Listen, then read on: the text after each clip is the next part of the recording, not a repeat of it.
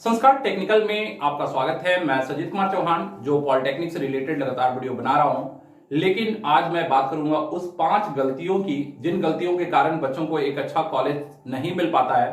तो choice filling में ऐसी 5 गलतियां क्या क्या है जो बच्चे ना करें, क्योंकि ये गलतियां अगर आप करते हैं तो शायद आपको एक अच्छा कॉलेज नहीं मिल पाएगा। तो मुझे लगा कि चॉइस फिलिंग का टाइम है और बहुत सारे बच्चे मुझे कॉल कर रहे थे, तो मुझे लगा कि ये सब गलतियां बच्चों से हो रही है। तो मैं आज एक एक कर आपको 5 ऐसी बातें बताने वाला हूं जिसकी गलतियों के कारण बच्चों का चॉइस फिलिंग सही ढंग से नहीं हो पाता है। तो सबसे पहला मैं कहूंगा कि पहली गलती है कहीं पर निगाहें और कहीं पे निशाना। हाँ भाई, ये पुरानी गीत है और ये गाना आपने सुना होगा, कहीं पे निगाहें कहीं पे निशाना। तो ये चीज अक्सर बहुत ही ज्यादा गलती हो रही है चॉइस फिलिंग में। मतलब कि एक तरह से आप को मैं बताऊं, अगर इसको मैं थोड़ा सा व्याख्या कर देता हूं ताकि आपको बातें समझ में आ जाए कि ये कहीं पे निगाहें और कहीं पे निशाना का मतलब क्या है। बहुत सारे बच्चे अभी चॉइस फिलिंग को इस आधार पे भरना चाहते हैं कि सर मुझे सिविल चाहिए और मुझे जितने भी टॉप कॉलेजेस हैं उसमें सिविल चाहिए, तो मैं सारे सिविल को पहले भर दूं। तो फिर ऐसे कंडीशन में वो क्या कर रहे हैं, तो भाई पहले धनबाद का सिविल, फिर रांची, फिर इसी तरह से निरसा, इस तरह से टॉप जितने भी कॉलेज हैं, इसके बाद बाकी जितने कॉलेज हैं सबका सिविल डाल रहे हैं और फिर उसके बाद पीपीपी मोड कॉलेज का टोटल सिविल डाल दे रहे हैं। और इसके बाद क्या कर रहे हैं, तो चूंकि उन्हें लगा कि सर ने तो बोला है बहुत सारे कॉलेज डालने के लिए, तो फिर ऐसे कंडीशन में 30-40 कॉलेज डालना है, तो फिर क्या करें, तो उस पूरे सिविल कंप्लीट होने के बाद वो स्टार्ट कर रहे हैं फिर से गवर्नमेंट का इलेक्ट्रिकल, फिर गवर्नमेंट का मैकेनिकल और पीपीपी कॉलेजेस। पहले पूरा मैकेनिकल का सारा गवर्नमेंट और पीपीपी, फिर इलेक्ट्रिकल का गवर्नमेंट और पीपीपी, इस तरह से वो सेट भर रहे हैं। तो मैं कहूंगा कि भाई इसमें बात वही हो गई, कहीं पे निगाहें और कहीं पे निशाना। अब तय कर लो पहले, क्योंकि बहुत इंपॉर्टेंट है कि आपका ये तय कर लेना कि अगर आपको केवल सिविल ही लेना है और कोई भी कॉलेज में लेना है, तब तो फिर आप जो सीरीज डाल रहे हो वो सही है कि आप पहले टॉप कॉलेजेस को डालें, फिर उसके बाद एवरेज लेवल के कॉलेज को और फिर पीपीपी बोर्ड कॉलेज को। लेकिन अगर आपको लगता है कि नहीं मुझे गवर्नमेंट कॉलेज पहले प्रीफर करना है और सिविल ब्रांच के बदले कोई इलेक्ट्रिकल मैकेनिकल भी मिले तो मैं ले लूंगा, तो फिर मुझे लगता है कि आपको अपनी चाल बदलनी होगी। मतलब टॉप कॉलेजेस के पहले सिविल, फिर मैकेनिकल और फिर इलेक्ट्रिकल, इस तरह से, फिर उसके बाद एवरेज जो गवर्नमेंट कॉलेज है उनके सिविल, मैकेनिकल और इलेक्ट्रिकल, फिर लास्ट में पीपीपी मोड के सिविल, मैकेनिकल और इलेक्ट्रिकल। क्योंकि ऐसे कंडीशन में आप खुद सोचिए कि जब आपको चॉइस में पहले टॉप कॉलेजेस, फिर एवरेज कॉलेज और फिर पीपीपी मोड कॉलेजेस के सारे सिविल को डाल रहे हैं और मान लीजिए आपका 4000-5000 रैंक है, तो ऐसे कंडीशन में भले आपको गवर्नमेंट कॉलेजेस अगर नहीं मिले तो पीपीपी मोड कॉलेज के तो सिविल मिल जाएंगे। तो सिविल जिनको लेना उनके लिए तो सही है। लेकिन बाद में फिर ये बच्चे बोलेंगे नहीं सर मुझे पीपीपी नहीं, मुझे इससे अच्छा गवर्नमेंट का कोई दूसरा मैकेनिकल इलेक्ट्रिकल भी मिल जाता तो चलता। तो ऐसे कंडीशन में मैं कहूंगा कि इन बच्चों के लिए बातें गलत हो जाएगी। फिर वही बात हो जाएगी कहीं पे निगाहें और कहीं पे निशाना, क्योंकि भाई वो सिविल भी चाहते थे और गवर्नमेंट कॉलेजेस में चाहते थे। तो फिर आप तय कर लो कि आपको पहले ब्रांच इंपॉर्टेंट है या आपके लिए कॉलेज गवर्नमेंट होना इंपॉर्टेंट है, और उसके आधार पर ही सीरीज सजाए। अगर ब्रांच इंपॉर्टेंट है तो आप सही थे, पहले जितने भी टॉप के कॉलेज हैं उनको डाले, फिर जितने गवर्नमेंट कॉलेज है वो डाल दिए और फिर पीपीपी मोड कॉलेज को डाल दिए सिविल के। लेकिन अगर आपके लिए गवर्नमेंट कॉलेजेस इंपॉर्टेंट है तो फिर ऐसे कंडीशन में आपको पहले सिविल के जितने भी टॉप कॉलेज हैं, फिर इलेक्ट्रिकल मैकेनिकल के टॉप कॉलेजेस, फिर जितने गवर्नमेंट कॉलेज हैं वो सिविल मैकेनिकल इलेक्ट्रिकल के, और लास्ट में सभी के PPP mode colleges civil mechanical electrical के।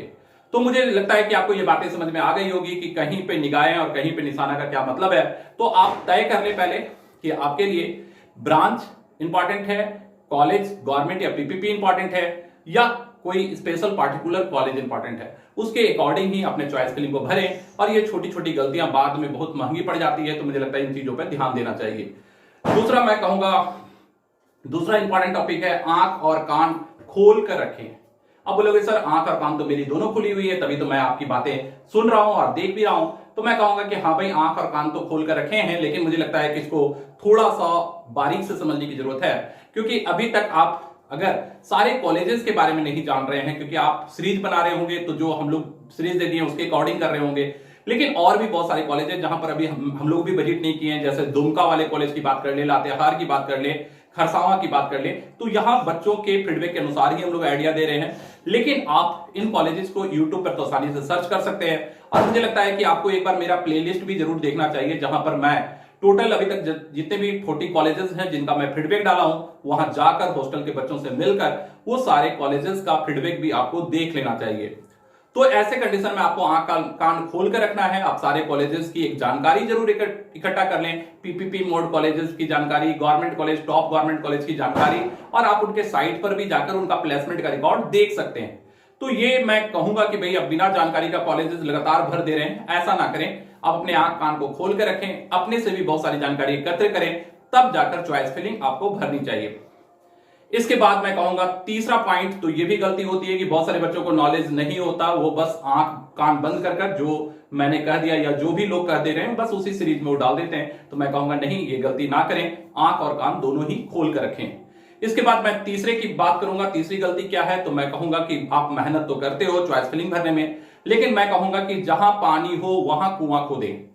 आप बोलेंगे सर ये मतलब नहीं समझ में आया कि जहां पानी हो वहां कुआं खोदे। देखिए भाई, आपकी मेरिट में जो आपका रैंक आ रहा है, आपके रैंक के अकॉर्डिंग ही आपको कॉलेज मिलने हैं। तो इसके कंडीशन में आपको क्या करना होगा, अपने रैंक के अकॉर्डिंग आप जहां पर आपका रैंक है वहां पर जो आपको कॉलेज मिलने की आशा है, उन कॉलेजेस का सीरीज में बहुत ही सावधानी रखने की जरूरत है, क्योंकि वही कॉलेज आपको मिलने वाले हैं। तो उन कॉलेजेस का 10 या 15 कॉलेजेस का सीरीज अगर सही नहीं होगा तो वहां गलत कॉलेज आपको मिलने की आशा रहेगी। तो मुझे लगता है कि आपको वहां पर मेन काम करने की जरूरत है। जबकि बच्चे कहां काम कर रहे हैं, स्टार्टिंग का लिस्ट बनाने में। मान लो किसी का 5000 6000 रैंक है, तो पहले ध्यान दे रहा है आदित्यपुर का मैकेनिकल पहले रखें कि इलेक्ट्रिकल रखें, फिर धनबाद रखें। अरे भाई, स्टार्टिंग का तो आपको देखना ही है, लेकिन उससे ज्यादा इंपॉर्टेंट है कि जहां 5000 6000 रैंक आ रहा है, जहां पर बाकी गवर्नमेंट कॉलेज आ जा रहे हैं, साहेबगंज, सिमडेगा, दुमका, लातेहार, उन कॉलेजेस की सीरीज को आप कितना अच्छी तरीके से रख रहे हैं, वहां कौन सा ब्रांच आप पहले रख रहे हैं, कौन सा ब्रांच बाद में रख रहे हैं, इन कॉलेजेस पर आपको काम करने की जरूरत है। तो भाई कुआं वहीं खोदें जहां पर पानी हो।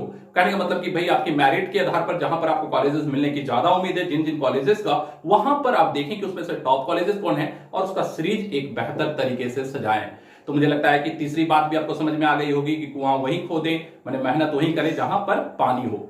इसके बाद मैं बात करूंगा कि बहुत ही इंपॉर्टेंट, और बच्चों के मन में भी सवाल आ रहा होगा कि सर सवेरे ही आपने बताया कि कम से कम जिन बच्चों का 15,000 20,000 से ज्यादा रैंक है वो 100 कॉलेजेस भरे। तो यहां तो 100 कॉलेजेस ही नहीं है, गवर्नमेंट के 13 कॉलेज और एक नया आ गया तो 14 कॉलेज और पीपीपी मोड कॉलेज के 8। तो फिर आप 100 कॉलेजेस भरने की बात कैसे कर रहे हैं। तो मैं कहूंगा कि उन बच्चों को मैं थोड़ा सा समझाना चाहूंगा और ये वीडियो उनके लिए काफी इंपॉर्टेंट हो जाता है। देखिए, यहां पर मैं कहूंगा कि चलनी में छानने के बदले बाल्टी का प्रयोग करें।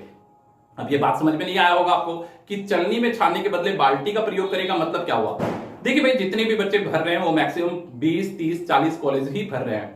इसका मतलब वो एक तरह से बहुत सारे नहीं, कुछ डिफरेंट कॉलेजेस और कुछ ब्रांच ही अपने चॉइस फिलिंग में डाल रहे हैं, मतलब चलनी लगा रहे हैं, क्योंकि उसमें बहुत सारे छेद हैं, बहुत सारा ऐसा कॉलेज और ब्रांच है जो वो छोड़ दे रहे हैं। ऐसा ही सब लोग कर रहे हैं, लगभग सभी लोग 30 35 40 कॉलेज सब लोग डाल रहे हैं, मतलब सब लोग चलनी लगा रहे हैं। और जब गवर्नमेंट कह दिए कि भाई आप जितना चाहें उतना कॉलेज डाल सकते हैं, उतना ब्रांच डाल सकते हैं, तो मुझे लगता है कि फिर आपको बाल्टी ही लगा देना चाहिए, क्योंकि जितने चलनी के बाद जो बच जा रहे कॉलेज है वो बाल्टी में कुछ ना कुछ जरूर आ जाएगा और अच्छा आ सकता है। तो इसके लिए आपको पूरे बाल्टी बनानी होगी, पूरे बाल्टी का सीरीज तैयार करना होगा। मैंने कहने का मतलब है, अगर मान लो आपका 20,000 रैंक है तो आप तो पहले से आशा नहीं रखे हो कि मेरे को कुछ मिलेगा नहीं, लेकिन आप ये क्यों नहीं सोचते कि भाई जितने लोग हैं सब चलनी लगा के रखे हैं। आप चलनी का मतलब क्या है कि वो 30 या 40 कॉलेज ही सेलेक्ट किए हैं, ब्रांच 30 40। अब उसमें से जो बाकी ब्रांचें छूट जा रही हैं वो अगले के ब्रांच में आएगी, फिर छूट रहा है अगले के ब्रांच में, मतलब एक तरह से छन कर बाकी कॉलेजेस निकल रहे हैं। तो ये चलनी की तरह हो गया और चलनी की तरह से कॉलेजेस नीचे से निकलते आ रहे हैं, और ऐसे कुछ कॉलेजेस जरूर छूट जाएंगे या ब्रांच जिन्हें कोई नहीं डाल पाया होगा, और वो निश्चित तौर पर आपके बाल्टी में आ जाएगा और आपके बकेट में आ जाएगा। तो वो फायदा आपको मिलेगा, क्योंकि आप सारे कॉलेज को आप बाल्टी में अपना पूरा सीरीज सजा कर रखेंगे। जब 100 कॉलेज का मतलब क्या हो गया, आप सोच सकते हैं 13 कॉलेज है और हर कॉलेज में 5 ब्रांच, तो 13 से अगर 5 को गुना करें तो 65 इधर हो गया, और 5 ब्रांच के अनुसार 8 पीपीपी का 8 बचे 40, तो 65 और 40 आप सोच सकते हैं 105 हो रहा है। आप माइनिंग के 5 निकाल दीजिए तो फिर आपके 100 हो गए। मतलब मेरे कहने का मतलब है कि लगभग गवर्नमेंट के जितने भी कॉलेजेस हैं उसके सारे कॉलेजेस का अराउंड और सारे ब्रांच, फिर पीपीपी मोड कॉलेज के सारे कॉलेज और ब्रांच। फिर यहां गलती मत कीजिएगा, अगर आप पहले मैकेनिकल इलेक्ट्रिकल सिविल डाल रहे हैं तो वो नीचे वाले का भी डाल दें, और फिर टोटल का इलेक्ट्रिकल ईसीई और ट्रिपल ई और कंप्यूटर साइंस को लास्ट में रखें। तो इस तरह से भाई मैं कहूंगा चलनी ना लगाएं, बकेट लगा दे, बाल्टी लगा दे, कुछ ना कुछ चलनी से बचा हुआ आपके पास सीरीज जरूर आएगा जो आपको फायदा देगा। एंड लास्ट मैं बताऊंगा कि निशाना लगाते समय हवा का रुख पहचानें। हाँ भाई, अच्छे निशानेबाज तो वही होते हैं जो निशाना लगाते समय ये भी देखते हैं कि हवा किस दिशा में बह रही है, क्योंकि अगर हवा का डायरेक्शन देखेंगे तो आप निशाना दूर तक लगा पाएंगे। तो बोलेंगे सर इसका क्या मतलब है, तो मैं कहूंगा बहुत सारे नए ब्रांच, नए कॉलेज और कुछ हिडन ब्रांच और हिडन कॉलेज, इस पर आपको नजर रखनी होगी, क्योंकि इन पर नजर रखते हैं तो फिर आप हवा का रुख पहचानना जानते हैं और ऐसे कंडीशन में निश्चित तौर पर आपके रैंक और आपके जो चॉइस फिलिंग है उसके अकॉर्डिंग अगर सही ढंग से आप भरते हैं तो एक अच्छा कॉलेज मिल पाएगा। तो इसका मतलब कि निशाना लगाते समय आपको हवा का रुख पहचानना होगा। जो लोग हवा का रुख पहचानना जानते हैं वो निश्चित तौर पर आगे बहुत ही अच्छा कॉलेज आराम से ले सकते हैं। तो चलिए भाई, चॉइस फिलिंग के लिए ये 5 आइडिया मुझे लगता है आपको समझ में आ गया होगा। तो चलिए भाई, आपने कोई गलती की है तो मुझे बताएं कि 1 2 3 4 5 में कौन सी गलती आपने किया है और आपका रैंक कितना है, आप कमेंट पे जरूर लिखें। तो आज के लिए इतना ही, अगले वीडियो में फिर मिलते हैं, तब तक के लिए जय हिंद, जय